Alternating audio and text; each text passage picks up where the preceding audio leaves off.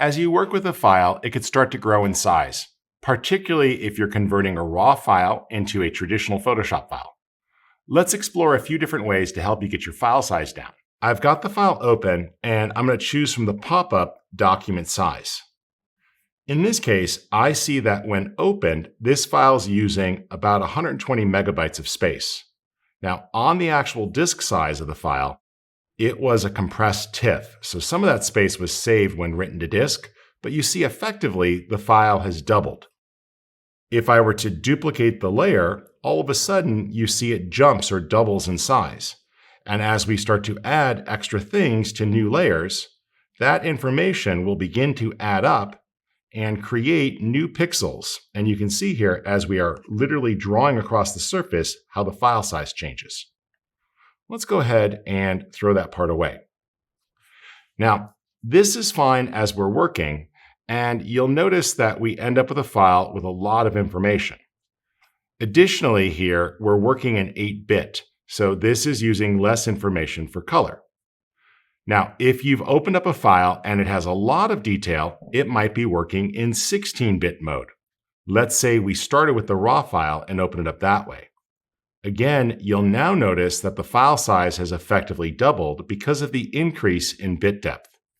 So it's really going to depend as you work. Choices you make, such as the image mode for bit depth, as well as the number of channels, will affect the overall file size as you work. And additionally, you can make sure that where necessary, you choose the option to flatten layers.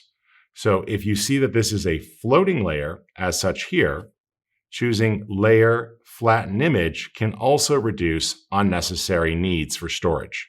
Additionally here, as we work, I have the ability to adjust the image size.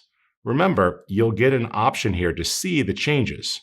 So if I decide that this is much higher quality than I need, and I lower it to 50%, you'll see that that was half the width and half the height.